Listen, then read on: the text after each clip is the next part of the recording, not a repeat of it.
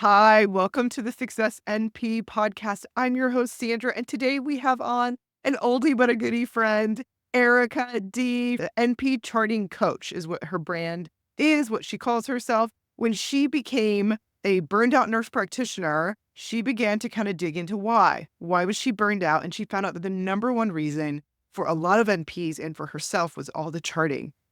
So she created a business to help nurse practitioners navigate charting, get faster, create hacks. And she's here today to give us great tips and also to share her journey. Welcome to the podcast, Erica. Thank you for having me, and thanks for all the content and resources you provide for NPs as well. Oh, thank you so much. So much time and energy and love goes into it. So I'm so happy that you were able to come on and share and chat with me today. So let's get started. Tell us a little bit about your background, your experience as a nurse practitioner. Walk us through kind of how you got to this spot in your career. So I became an RN in 2013, and then I actually became burned out as an RN when I was working on a busy acute care floor. As you know, 12-hour shifts are much longer. It just busy, so much work, and I just started to feel mentally, physically, emotionally exhausted. I started to feel detached from my work and from my patients and even from myself. And I really struggled, to show up for my work but also my family. I have a husband and 2 kids. And so I found myself burned out. Long story short, I was able to overcome the burnout. And then when I became an NP in 20, realized how many nurse practitioners were struggling with burnouts. And as you alluded to in the intro there, the number one cause of burnout for nurse practitioners is charting, and specifically, charting at home. A lot of NPs struggle to keep up, so they either have to stay late at the office or bring their charting home, and it disrupts that work-life balance and causes the burnout. And so that's when I started the nurse practitioner charting school to provide the resources and the education for nurse practitioners to improve their charting so they can actually stop charting at home and create that better work-life balance. I love that. And whenever you were thinking back to charting, what is some of the crucial aspects of charting that you were noticing NPs were struggling with? What were some of the things in clinical practice that you were noticing this is the tough area for charting for NPs? Yeah, so I'll start out by saying that we don't properly learn how to chart in NP school. I mean, I know we had in my training like one, maybe 45-minute lesson on like how to chart plus billing and coding. And so when you get out into the real world practice, it's tough. And then, if you're in a busy clinic, you're met with all of these other tasks, the med refills, analyzing diagnostic data, reviewing past medical records, and the never-ending patient messages. So it's a lot to keep up with. So, I mean, just, our lack of education plus the amount of tasks we have to do. Plus, another issue that I've seen is overcharting. So a lot of nurse practitioners struggle with this. We are definitely prone to it because as RNs, we charted everything. You were likely with the patient for 12 hours and had to document literally everything, like what their BM looked like, your hourly rounding, like if you're doing a dressing change, you had to be very descriptive of the wound. So a lot of RNs transitioning to NP struggle with that overcharting. Yeah. And so that, takes a lot more time. Plus, it's not necessary to have those comprehensive, very detailed charts. So those are some of the main things I see a lot of nurse practitioners struggle with. Yeah.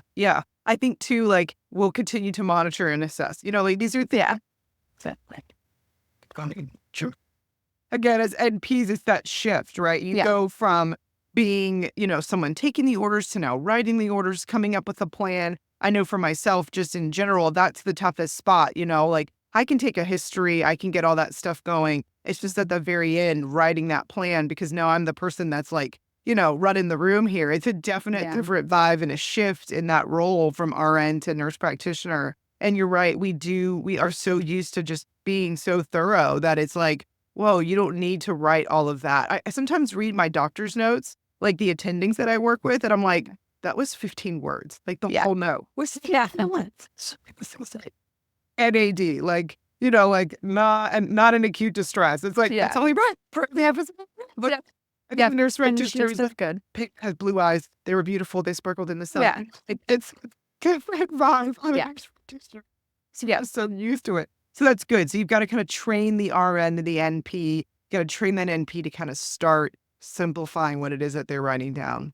Yep. What tips do you Absolutely. have for a nurse practitioner that's wondering, like, okay, so how can I really hit at those spots of creating accurate and clear charting in practice?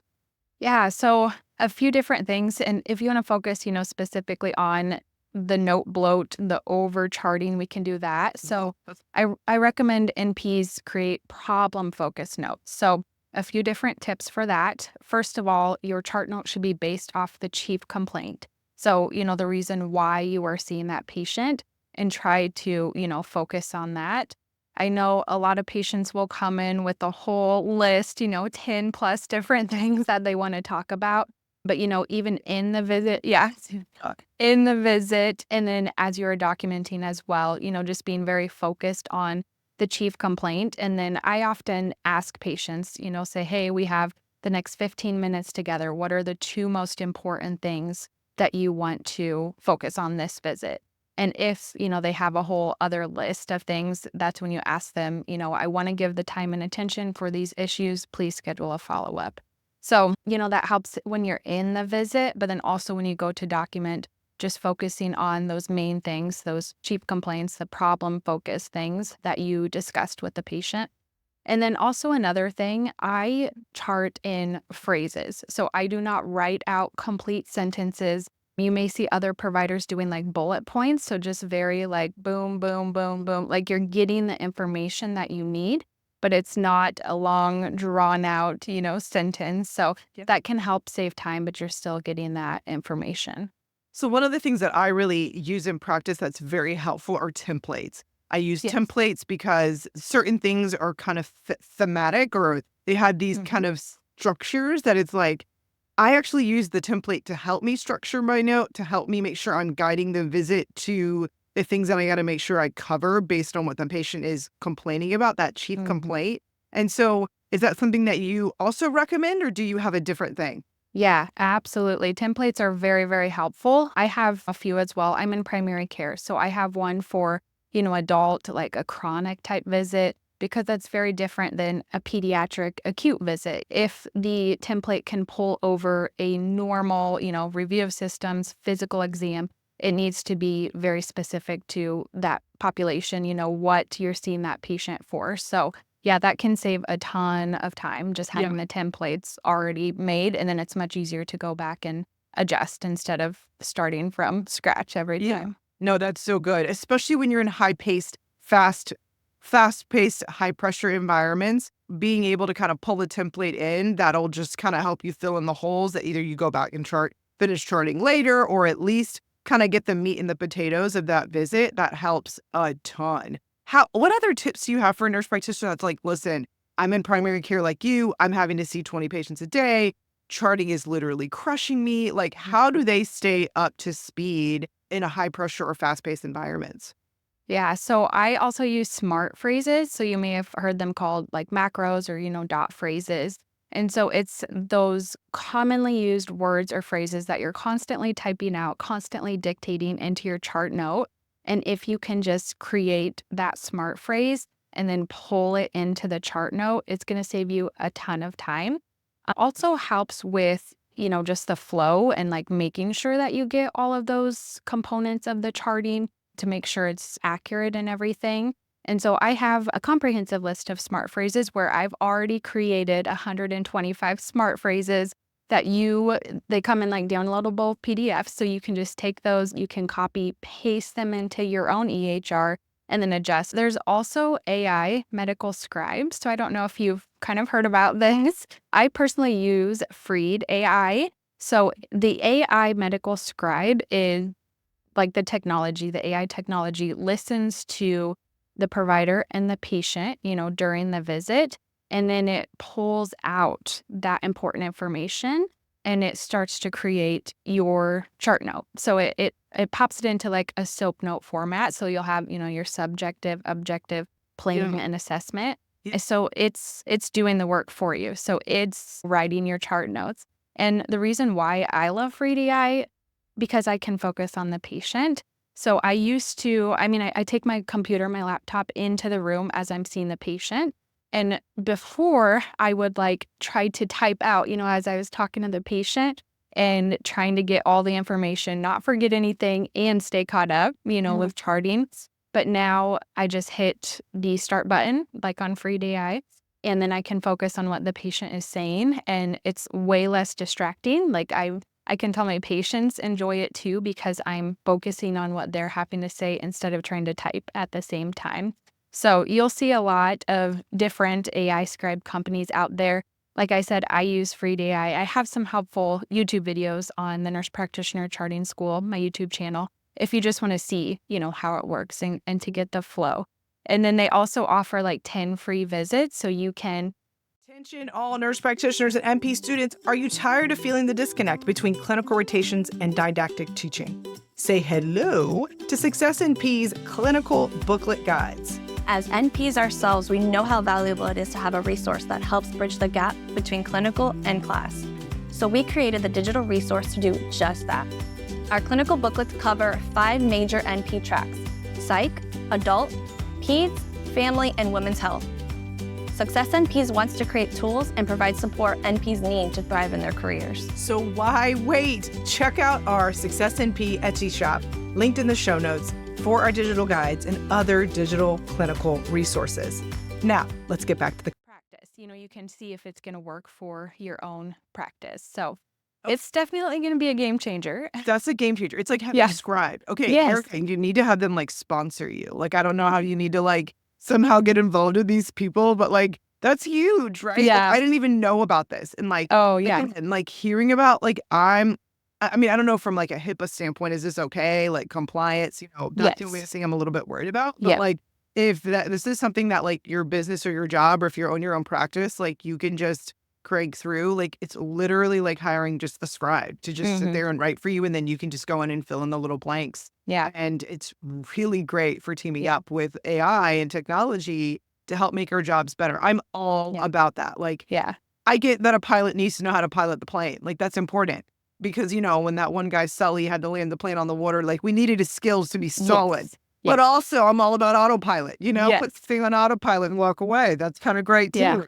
Yeah. It's definitely going to be, the future of healthcare. Yeah. For example, like Free AI does not right now integrate with the EHR. So you do have to like copy and paste into your charting system.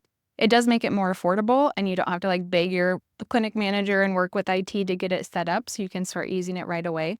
But there are other programs out there that are already integrated in the EHR. So that, it's creating that chart note for you. You don't have to like go and copy and paste. And so the future of healthcare, we're going to see a lot more of that. Some of the ways AI we can use to help improve our time and just make our jobs easier as nurse practitioners. And, like you said, there's maybe a little bit of fears, a little bit of not knowing, a little bit of concerns. But I think the nurse practitioners who learn that and accept it and find, these ways to help improve their jobs, that's going to set them up for success in the future. You're going to look better to those employees or employers when you're going to get a job. If you feel comfortable with AI, it's going to help us as nurse practitioners. And, that will be something that you'll want to work on. Yeah, no, I agree. I'm all about being an early adopter of things. And so at least like get in there, try. How much does it cost? Like whenever you've tried Freed AI, like you said 10 free like listens. And then it's like, is it expensive? It's $1,000? It's $99 a month. I do have an affiliate partnership with them already. So if you want to use my coupon code NP Charting, that will get you $50 off your first month. Oh, that's great. But it's so worth it. $99 a month. First off, you can ask your employer to cover the cost, but it's going to give you that better work-life balance. If you can get your charting done right after the patient, sign them that day so you don't have to chart on nights or weekends, like that's powerful. That's what I do, but utilizing an AI medical scribe will help get you there. This is so great. So give me an example of kind of how you take a nurse practitioner. She comes to you. She's like, okay, I need some help. charting school. She signs up. Kind of walk me through the process of what it looks like for your business. Like, what is it that you're doing? How are you helping? How can they expect to be helped? Yeah, so I have a few different offers. Like I said, those smart phrases, you can just copy, paste them into your charting system. I have some courses that you can just purchase and work on and implement. And then I have the Stop Charting at Home membership. So this is, all inclusive. This has group coaching calls led by myself. It has the programs that will help set you up for success. And so that's really, the best option for nurse practitioners who are struggling and maybe don't know exactly what to do. Maybe they don't know exactly what they are struggling with. And so, in those group coaching calls, I can help figure out exactly what you're struggling with and create that specialized plan to help you save time on charting. Yeah, that's good. So the nurse practitioner comes to you either in different avenues, can either get like something downloadable if they don't really have time to chat. They just want quick little things that they can use today, now. And then if they really want to figure out like, no, I'm still struggling. I'm using all these little phrases. I'm doing the free and I'm still having problems. And then you can get in there and diagnose what it is that what you're struggling with. Could you give us an example of what you've seen whenever you've been in these coaching calls with NPs? Yeah. So I'll say the first thing that a lot of nurse practitioners realize is I'm not the only one struggling. Just having That's those big. group conversations, having me talk to them, they're like, oh, like I don't feel so alone. I don't feel as, overwhelmed. It just helps to know that there's other people struggling with the same issue. Yeah. And then, like we kind of talked about earlier, some of the big things, the overcharting, we work a lot on that. We work a lot on, trying to sign your chart notes off right after you see the patient. This works really well for the shorter visits, acute visits. You can at least get some traction and sign those chart notes. It helps a lot for productivity, but also just like your mental clarity. Because if you can sign a chart note off and erase it, put it to the side, then you can put that energy and focus on the next patient. Yeah, no, that's so good. I do feel that in practice even for myself when I'm seeing patients, it is tough whenever you've got a heavy load and you got patients waiting and you're like, okay, we got to move the next one. And to kind of settle almost that anxiety and just go like, I need to do this now. Like take the time, knock this out now, and then move on. I think one thing you said that's really big is that you're not alone. There's a group of us that are struggling with this. Like seeing that automatically kind of takes a level of the anxiety off because you're like, okay, I'm not alone struggling. But then also kind of creating those systems and finding ways that like, no, I could just run to the next patient or I could spend an extra 2 minutes because it ends up not being that much longer the quicker and faster you get. Right. I just closing the chart and then just being like, okay, that's done. And then that leaves your brain. It leaves your brain open and to think and to process and to not go, oh, wait, did I do that? Oh, wait, did I? Yeah. You're just torn, I feel like. So I think that's really, really good. So what final thoughts or advice do you have for an NP and regarding effective charting, good charting, perfect charting? I mean, what do you have? What are your final like send out to the nurse practitioner that's listening today? Yeah, so I would just say find the help and find the resources. As I mentioned, we really did not learn how to chart or what to chart in nurse practitioner school.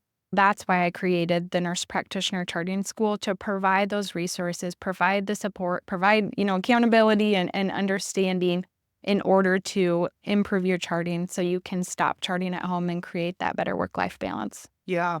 One of the things that I would like to say, Erica, is for whatever reason, there is the word dearth. I don't know what the right word is, but there is a plethora of holes in NP school that whenever you get into practice, you begin to realize I don't feel as prepared as I think that I should have been. Or like, I don't know if it's because the academic portion of where we're learning is so far removed from practice to a certain extent that when they are creating curriculum and or focusing on things, they're very focused in on the systems or the disease process or the etiology or the pathogenesis. But then to a certain extent, you have to realize like, I need to know the practical stuff that I have to do that's going to actually affect my quality of life, right? And this charting aspect of our jobs really does take a burned out nurse practitioner or a burned out nurse running to NP school into a burned out NP that's now $120,000 in deeper debt. I think it's really good that you have found this niche, found this spot of our training that is lacking and really moving to fill holes. I always talk about that in my podcast and also just in general. Just guys, pay attention to the things that are missing and then go back and fill those holes when you become that nurse practitioner, to be that person for the other people that are like, hey, listen, I know that this is a struggle and a transition. Let me help you. I think this is great. And I just love that what you've been doing. And where can people find you? Tell them where they can locate your business, reach out to you, any codes, anything else. You already dropped one in the podcast, but if you have any more, drop them now. Yeah. So the best way to find me, like my website is npchartingschool.com. On there, I do have like a free jumpstart list of smart phrases. So if you just want, some quick examples just to look, what should smart phrases look like, you can sign up for those. And then I'm on the social medias on YouTube, the Nurse Practitioner Charting School. I'm the most active on Instagram, so make sure to find me at NP Charting School on there. Okay, very good. Well, I'll link all her stuff in the show notes, guys. Click and check her out. And then, Erica, are you ready for the rapid fire questions? I do these with everyone. Are you ready? I think so, yeah. Here we go. What was your very first job ever? First job ever? Babysitting, probably, if that counts. Babysitter? Yeah. So I didn't use it very much, and I feel like it would have helped me tremendously with my children now, because every day I'm like, this is new. I don't know what this is. Yeah. It's been great. And what to you is the best age to be? I would say maybe in your 30s. I'm 33 right now, and I feel like, I've kind of got life figured out. I have my family and just enjoying the age right now. So yeah, that's so good. I actually turn 39 in 2 days, and it is a whole thing. Like, I didn't realize how much 39 was like affecting me a little bit. Like, this is like my last year of my 30s. Oh, yeah. But yeah, I know the 30s are great. I totally agree with you. There's like a lack of like, I don't care. Like, I am me. Yeah. I am me, hear me roar. Yes, exactly. And if you could have a character play you in a TV show, who would you choose? Oh, man. I don't know, honestly, who that would be. You like Reese Witherspoon. I was gonna say her, maybe like Jennifer Aniston or something. I totally see that like vibe. Okay, well, thank you so much, Erica, for coming on to the podcast. Guys, the Success NP quote of the day is: the first step towards success is taken when you refuse to be captive of the environment in which you first find yourself. So again, that's even totally relevant to what we're talking about for charting. Even though you find yourself overwhelmed, refuse to stay there and hang out with Erica and let her business and what she is pushing and wanting more NPs to hear is that you can have better quality of life. So guys, have a great rest of your week, and thanks for hanging out with us. Bye-bye. Thanks for tuning in to another episode of Success NPs. We hope today's discussion has shed some light on the diverse career options or taught you how to improve your clinical practice as a nurse practitioner. Remember, whether you're considering a specialization, pursuing advanced certifications, or exploring non-traditional roles, there's a wealth of opportunities out there waiting for you. Absolutely. And don't forget, your journey as a nurse practitioner is unique, and it's okay to take your time finding the path that resonates with you the most. And before we go, we'd like to extend our gratitude to all of the nurse practitioners out there who are making a difference in healthcare every single day. Your dedication and compassion truly inspires us. Be sure to subscribe to the show so you don't miss an episode, and leave us a 5-star review. It helps the podcast grow. The Success NPs podcast is on the World Wide Web, YouTube, Instagram, Facebook, and X. So subscribe to our newsletter for updates on new podcast episodes and other information to help you on your own NP journey. You can always message us at successnpspodcast@gmail.com with any NP podcast episodes or topics you'd like us to discuss. Until next time, take care. Stay curious and keep advancing your careers as a nurse practitioner. And just a friendly reminder, the information on this podcast is for educational purposes only. The information should not be used in substitute for professional care by a medical provider. The information on this podcast does not represent medical or professional advice or services. Bye for now.